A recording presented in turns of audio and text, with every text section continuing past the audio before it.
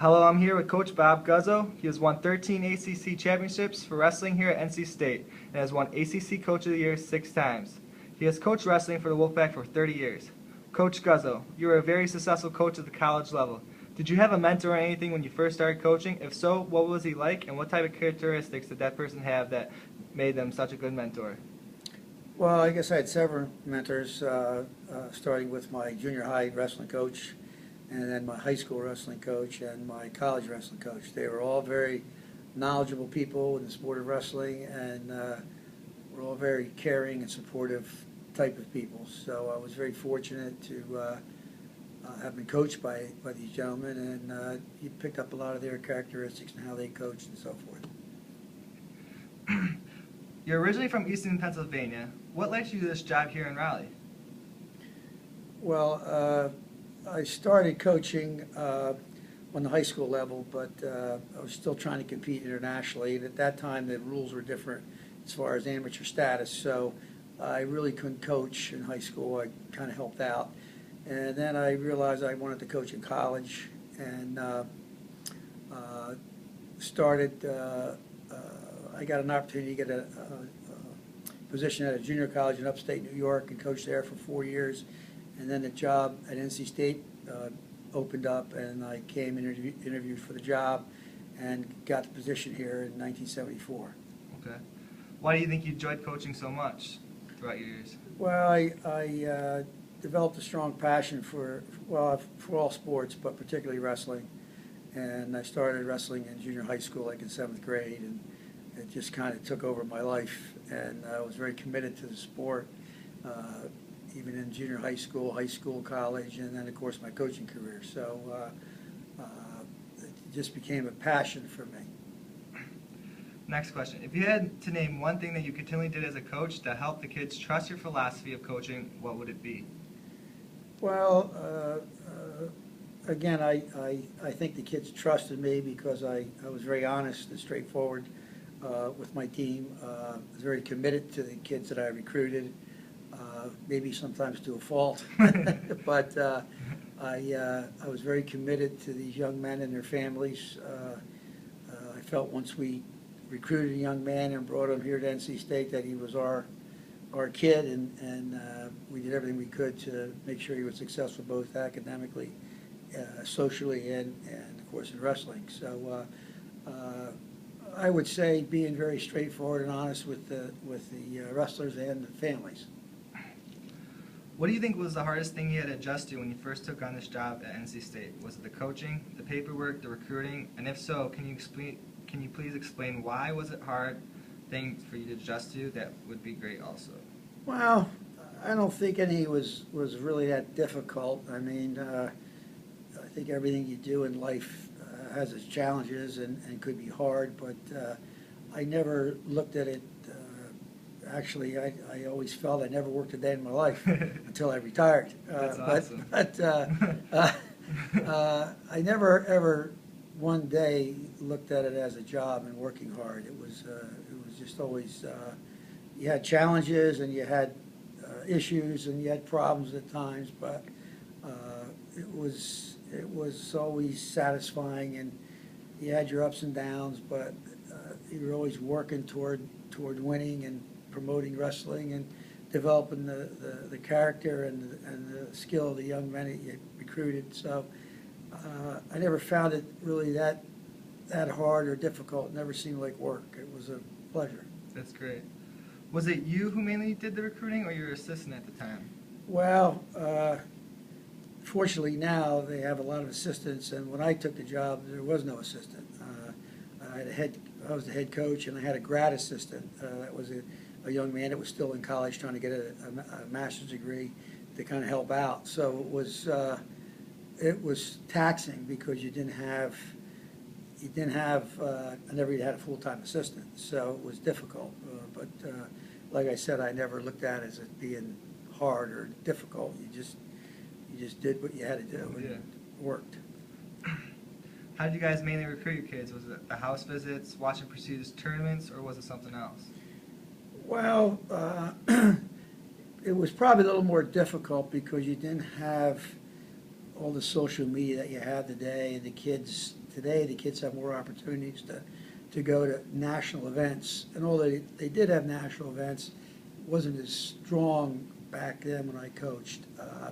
So you didn't get a chance to see all the kids wrestle everybody. But I always recruited Pennsylvania, New York, New Jersey very heavily because the wrestling in the high school level there was very strong, and it was a good distance. It was like 8 hours away.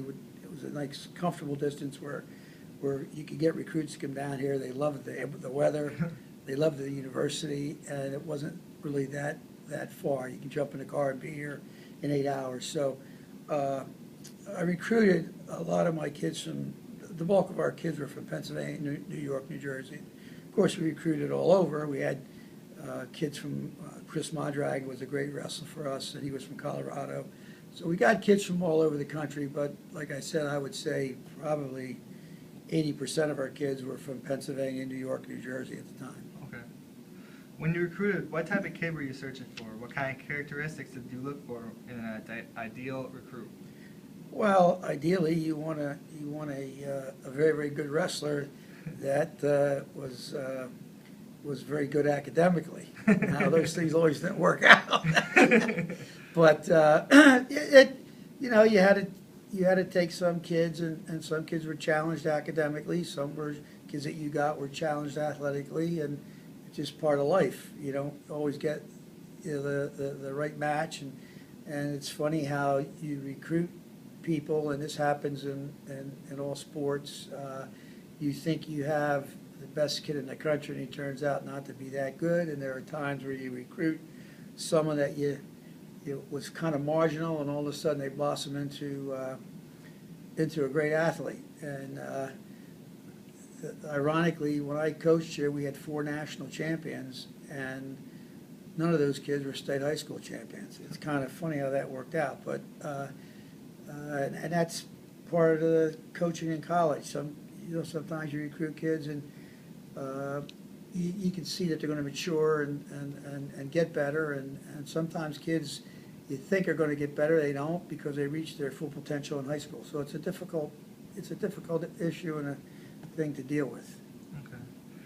Now going to the finance and the random things that you had to do during your coaching. Did you set up the plane tickets, fundraising, and our team meals, or did you have some sort of assistant to help take that load off of you? Well, now things are more departmentalized. You have people, I think, handling your travel and this and that. And most generally, except for certain large events, we, as the coaching staff, had to handle everything. We handled the travel. I'd call up and make the flight arrangements. I'd call up and make the hotel arrangements.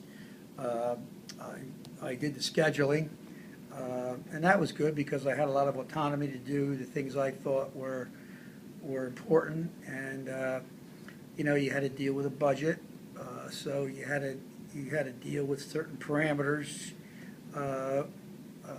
like financial and so forth. But again, it was all a challenge. You tried to put things together. You wanted your kids to get good competition because they need good competition to get better.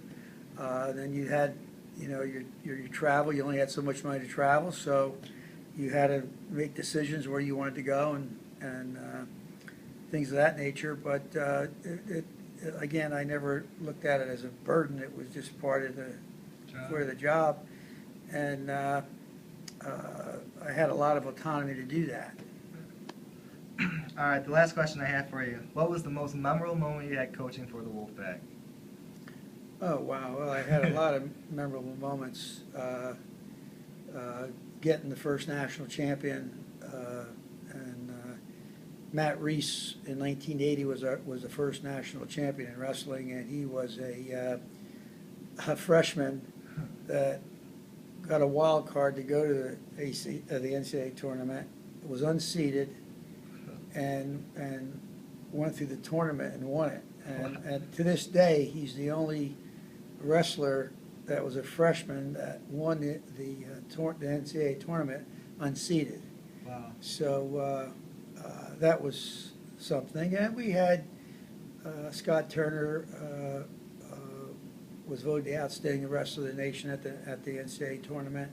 So we had a lot of good moments, and here at the time, beating Carolina was a big thing here for our program, and matter of fact, our athletic director, that was a big thing with him.